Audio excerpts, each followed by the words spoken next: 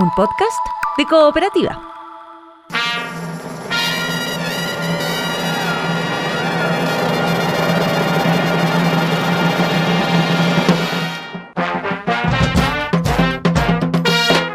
Hola, esto es Salud por la Historia, un podcast que reúne las conversaciones que hemos tenido durante ya varios años con el dramaturgo Andrés Kalawski. Diálogos sobre los pequeños y grandes momentos que forman nuestra historia. Hablamos de música, de inventos, de creaciones y decisiones que cambiaron nuestra vida, de aventuras y descubrimientos, de heroínas, héroes y villanías. Este es un podcast para entender cómo llegamos hasta aquí y suena como un brindis. Salud por la Historia.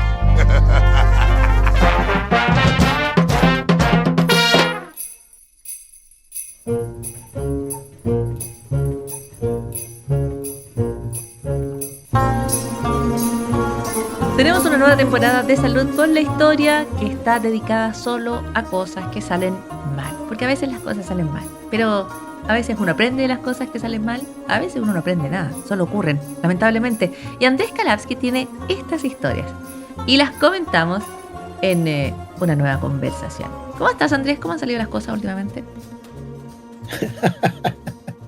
Las cosas siempre salen de todas las maneras posibles, pero yo me fijo en las que salen mal. Muy bien. Por lo menos para efectos de, espero, solo esta temporada y no en tu vida habitual. No, también en mi vida habitual, pero ya soy así. Ok. Andrés Kalawski, hay algo que me parece siempre muy interesante, siempre muy sonoro.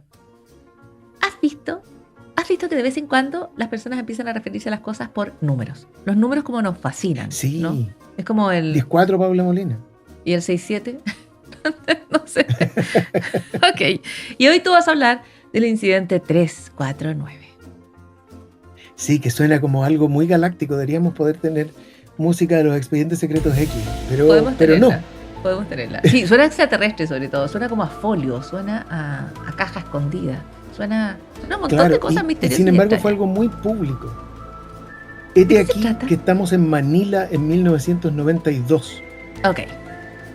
Inicios de los 90. Manila, que es la capital de las Filipinas, ese archipiélago, en el que Pepsi estaba tratando de aumentar su cuota de mercado. Pepsi, la bebida. Exacto.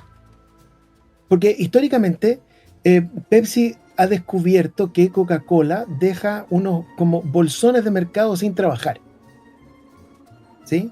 Como algo se le escapa de vez en cuando, claro, en el planeta Tierra. Okay. Hay unas partes como que a Coca-Cola no le interesan y ahí parte Pepsi a disputar. Bueno, también ha salido a disputar partes que le interesan, pero claro, no, allí donde no hay competencia hay una oportunidad. Entonces, para Pepsi, Filipinas era un mercado relativamente inexplorado y cuando empezó una promoción el 92, tenía algo así como un 4% de participación de mercado, o sea, era bien marginal. Ok. Y entonces inventaron una cosa que se llamaba Number Fever, ¿sí? La fiebre de los números. Entonces la idea es que uno levantaba la tapita de la Pepsi que se tomaba, porque era con las tapas, no con las latas, y en la tapa había impreso un número desde el 001 al 999, y todos los días se sorteaba un número, y si salía tu número, podías ganar 1 millón de pesos filipinos. Ok, yo quiero hacer aquí que en ese momento pausa. Eran como $40,000, o sea, un montón de plata. Era un montón de plata. Quiero decir, para quienes a lo mejor no lo sepan, pero hubo un momento, sobre todo en los 90, me da la impresión, en el cual uno tenía grandes expectativas respecto a lo que podía aparecer debajo de la tapa de las cosas. Debajo de la tapa del yogur, debajo de la tapa de claro. ¿no? En la tapa era como, no era solo un elemento cierto, para... Es una era de debajo de la tapa. Es una era de debajo de la tapa, porque la tapa tiene como una doble función. La de cubrir, sellar, proteger lo que sea que viniera dentro del envase en cuestión, pero la tapa se convertía como una fuente de sorpresa. Entonces tú abrías la tapa y mirabas debajo de la tapa. Lo primero que se hacía era mirar debajo de la tapa a ver qué traía. Y en el caso de donde tú nos estás llevando, principios de los 90, en Manila, podía venir un número mágico que te podía llevar a $40,000, lo que es una montonera de plata. Es una montonera de plata y Manila Filipinas en total, es un país muy desigual. Entonces, por supuesto, hay mucha riqueza y hay mucha pobreza. Entonces, esta idea, además de que es para efectos de promoción bien bueno, porque uno solo puede ver el interior de la tapa si uno abre la botella y entonces tiene está obligado a consumir. Y era como la idea de una especie de milagro obtenerlo. Ok, todo esto además de un país que venía de una feroz dictadura, la dictadura Claro. De los Marcos, ¿no es cierto? Y estaba como... Claro, del papá del presidente actual. Bueno, sin más lejos, de Ferdinand Marcos. Y por lo tanto, esas sociedades post-dictadura están con situaciones bien expectantes, ¿no es cierto? Me imagino el contexto en el cual se da esta posibilidad además de ganarte esta cantidad de plata tomándote una bebida. Claro, y entonces fue al principio un exitón. En muy poquito tiempo, Pepsi pasó del 4% al 24% de participación de mercado. ¡Wow! O sea, estaba todo el mundo tomando Pepsi. Perfecto, un éxito. Pero un entonces... éxito. Hasta que, porque todos los días en la noche se leía en voz alta en la tele, imagínate la tele a principios de los 90, lo que era esa cuestión. Claro, como omnipresente. Era cuando a la gente le decían, claro, no vea tanta tele. Ahora a la gente le dicen como, oye, ¿por qué no ves un poco de tele? Por favor, vea tele. No, depende. Hay eventos en los cuales se ve mucha tele, como los debates presidenciales o los partidos de fútbol. Pero claro, en ese momento... Claro, o las Olimpiadas. Olimpiadas. Pero esto era como, cada noche la gente se reunía a ver el número y rezar. Y una noche salió el número 349. Y hubo celebraciones en todo Manila. ¿Cómo? Pero si ganaba uno nomás, ¿cómo iba a haber celebraciones en todo Manila? No, porque hubo un error informático. Entonces imprimieron 800.000 tapas con el número 349. ¿En vez de una? En vez de una. Entonces cuando llegaron como 500.000 personas a cobrar, no las 800.000. Llegaron como 500.000 personas a cobrar y Pepsi les dijo, no, es que las tapas están malas. No vienen con el segundo código, que es el código de seguridad, así que según las bases del concurso no les pagamos nada. Y la gente se fue a su casa tranquila porque había dejado de ganar $40,000 que... Claro, y no se sintió engañada, entonces ese fue el fin de la historia. Se fue toda la gente a su casa y se acabó la historia. No fue eso lo que ocurrió. No, bueno, lo primero que pasó es que Pepsi dijo, no, pero nosotros como, para que vean que somos súper buenos, le podemos pagar $18 a cada persona. Que para cada persona era muy poco, pero para Pepsi era un montón de plata. A ver, o sea, si te pillan en la calle y te dan como $20, bien. Pero en este caso la expectativa era muy alta. O sea, si tú sientes que te corresponde... Si tú ganaste un concurso de $40,000 y te pasan 18... No va a funcionar. Y no funcionó. Entonces lo que pasó fue que empezaron a haber protestas. Un montón de gente aceptó los $18. Uh-huh. O sea, pero otro grupo de gente muy grande empezó a protestar. Y las protestas fueron mayoritariamente pacíficas, pero hubo distintos incidentes en los que atacaron camiones repartidores de Pepsi. De distintas maneras. Incluyendo que a un camión de Pepsi le lanzaron una granada. Ya, o sea, estos son desórdenes súper intensos. Claro, manifestaciones así como los perros que suenan de fondo. Manifestaciones brutales. Y en ese contexto murieron una mujer y su hijo. El gobierno envió a la policía que reprimió muy violentamente las manifestaciones. Y entonces todo fue un espanto, la verdad.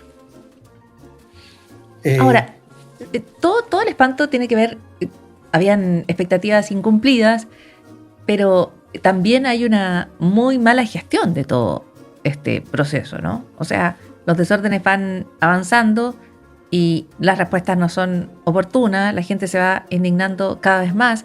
Había un contexto emocional, yo creo, además muy profundo, ¿no es cierto? La idea de que tú vas a lograr conseguir un premio, los premios cambian la vida, esa es como la impresión que uno tiene, uno como que invierte mucho emocionalmente en los premios. Estoy pensando en la gente que apuesta en línea hoy día, no sé, hay como mucho de ti comprometido en eso, para mal. Claro, uno podría decir que la primera causa, antes que Pepsi, está en los niveles de pobreza en los que la gente puede depositar su esperanza solo en esta especie de milagro.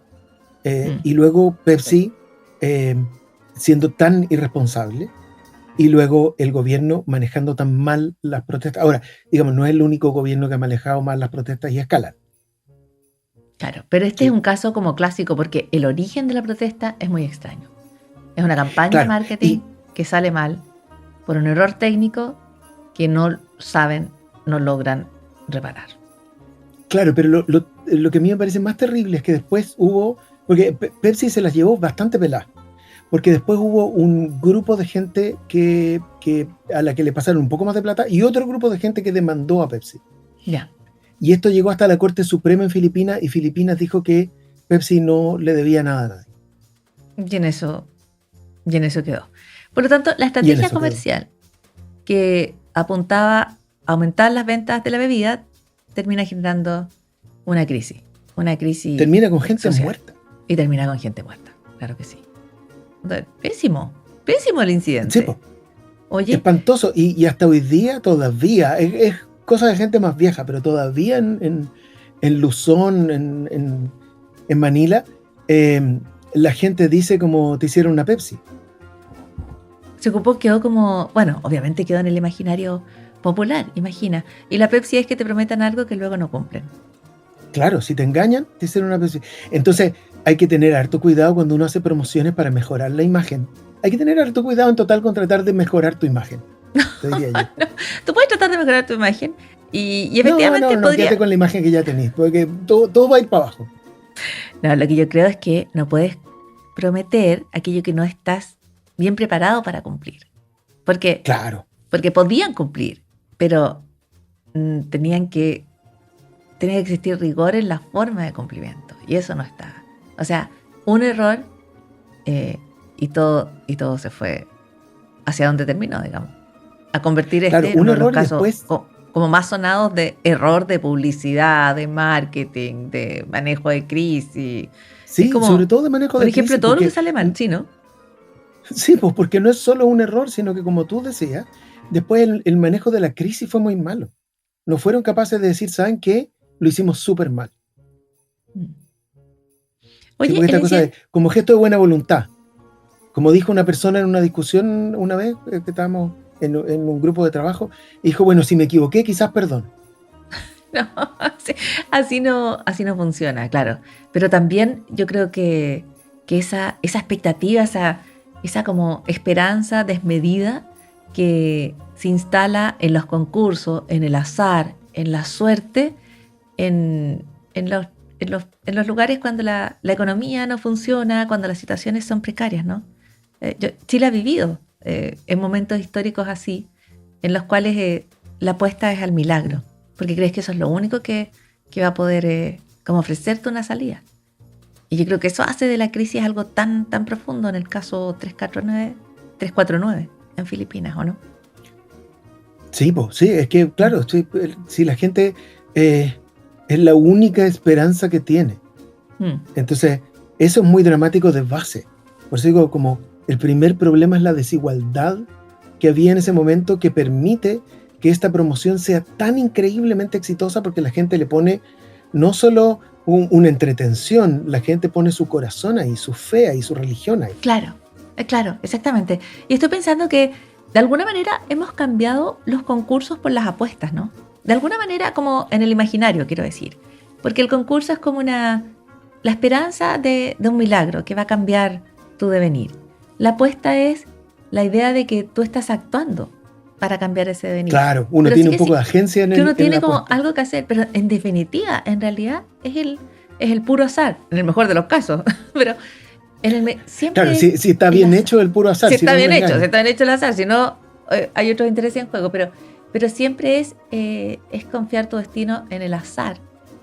Y el azar, como lo sabe alguien que ha estudiado las tragedias griegas, es una cuestión muy complicada para El confiarle azar no todo. está de tu parte, te diría yo. Nunca está de tu parte, nunca está jugando contigo. El incidente 349 en Filipinas del año 1992 es otro gran ejemplo histórico de las cosas cuando salen mal. Y lo trajo Andrés Kalavsky para la conversación. Muchísimas gracias, Andrés. Ya, yo voy a ir a revisar lo que me salió debajo de la tapa. A mirar las tapitas, a juntar tapitas. Hasta Ya. la próxima.